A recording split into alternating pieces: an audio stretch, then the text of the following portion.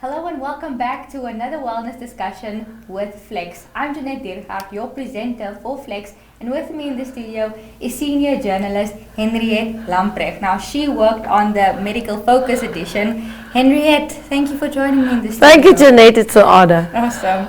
So, the Medical Focus edition that NMH releases every year, can you just tell us more about what it is? Okay, firstly, this year's focus, you can have a quick look at it. It's fresh from the printers.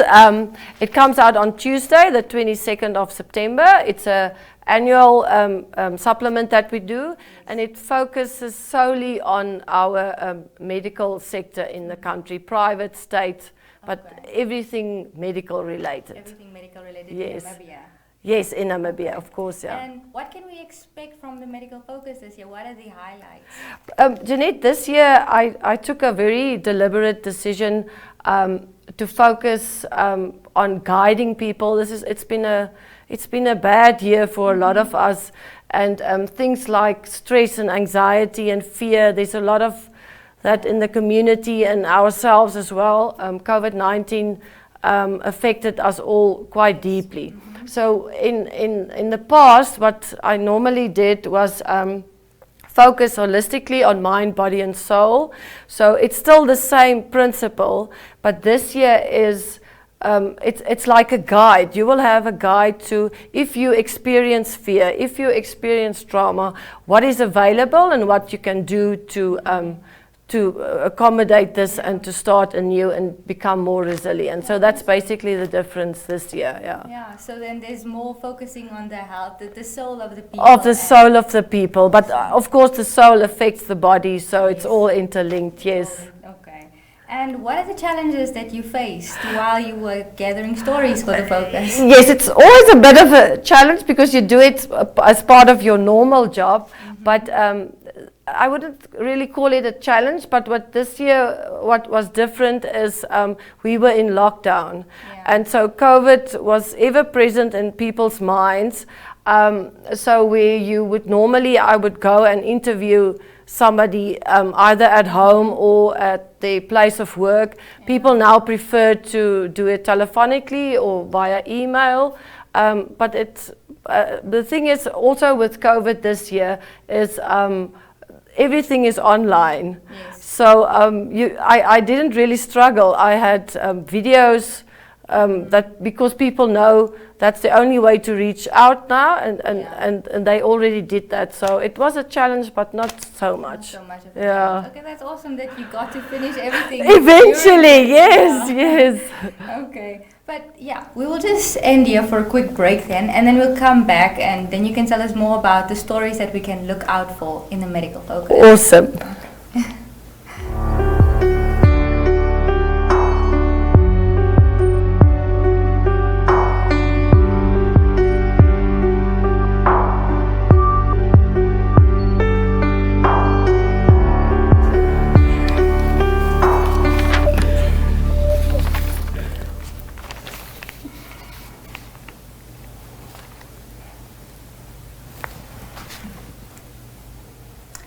Yes, so we're back again. We're going to look at the stories that you can look out for in the Medical Focus edition.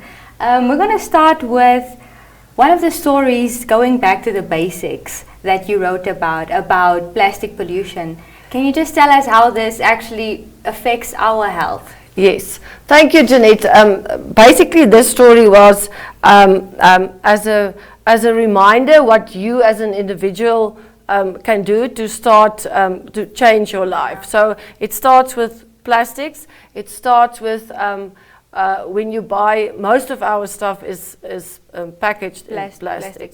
So rather not throw it in a dustbin and it lands up in the ocean or somewhere, and in the end it's like this vicious circle. Mm-hmm. So what can you do? So you start by when you've finished your spices, don't throw it away. Go to a shop where you can just refill it. Okay. So that was basically the thing. And I spoke to Brigitte Reisner. I interviewed her, and she gives wonderful tips how you at home can start by doing this.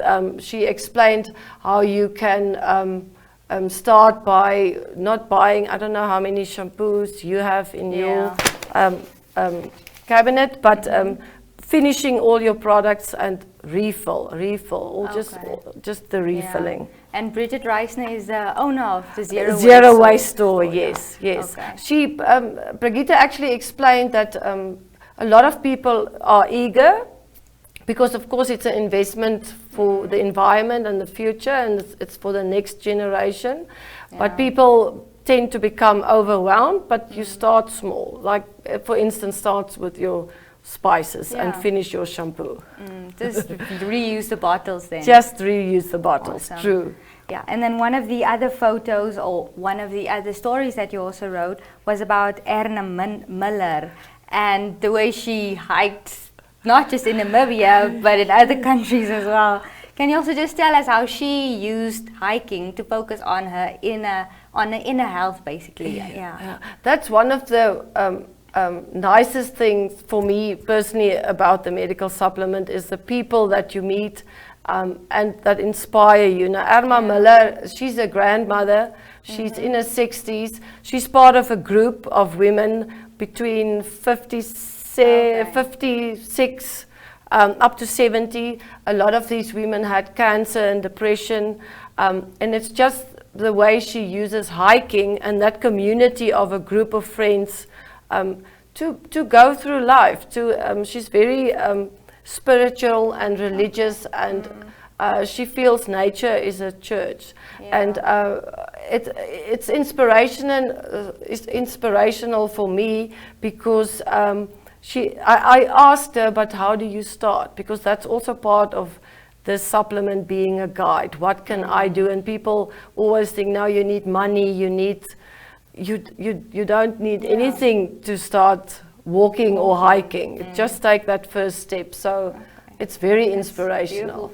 I was actually quite jealous. Were you jealous of all her journeys? All her journeys, yeah. She walked the Camino. The Camino is a very famous route overseas, and it goes through different kinds. But she walked the one in Spain, in France, in Portugal.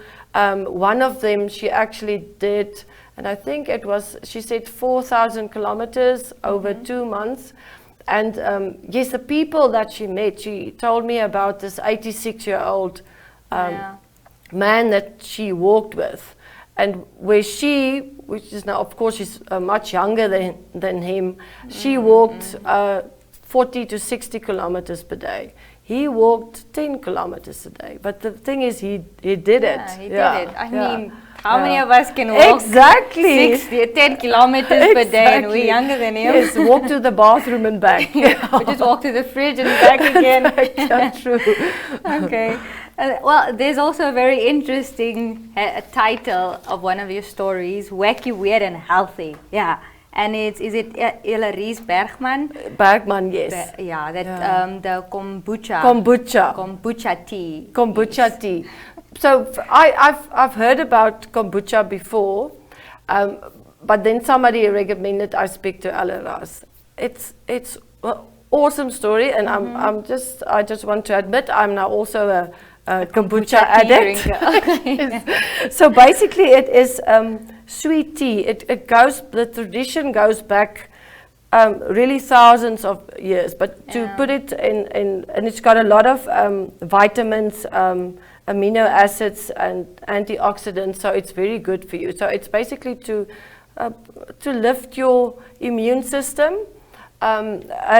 She is a brewer. She actually started brewing it because her grandmother used to make it. It is like a staple food, I don't know if that's the correct word, in their home. She grew up with it. So she started when she was 9. She would make her own kombucha. So basically it's your tea.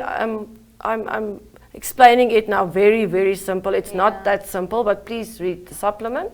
But it's sweet tea that's fermented, and then you can add on any taste that you want. So I tasted some of her stuff, and she would add on ginger or blueberries or yes. So and these teas also help if you have the cold, and she actually uses it.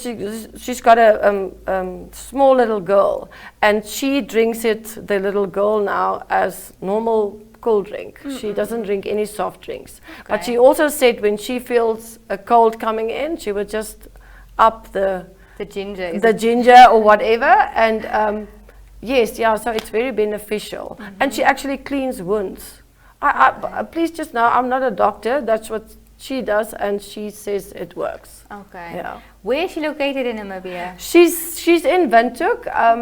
We're not allowed to promote where you can buy it, but she actually does sell it in major shops in Windhoek. Okay, that's awesome. Yeah. Well, that brings us to the end of our discussion about the medical edition that's coming out. Is there anything that you took away from writing it, a health tip as you would, that you got from from all of this? As I explained from the start, it's a guide, and I normally ask myself the question, when I'm compiling these stories, I'm also a reader, and I'm invested in health, and so what would I do, what would I need? So in all of the things that in the articles that you can read is the power to change, the power to heal, the power to become more resilient. It's all up to us. You just need to take that small step, and that small step could be going for a walk in your neighborhood, or refilling your spices bottle. And drinking flavored tea. And drinking kombucha, yes. Awesome, Henriette. Thank you for this. Thanks so much, Jeanette. Yeah. So that brings us to the end of the wellness discussion and the interview with Henriette Lamprecht. You will be seeing more of her on Flex, so watch this space. So thank you for joining us again, and we'll see you guys next time.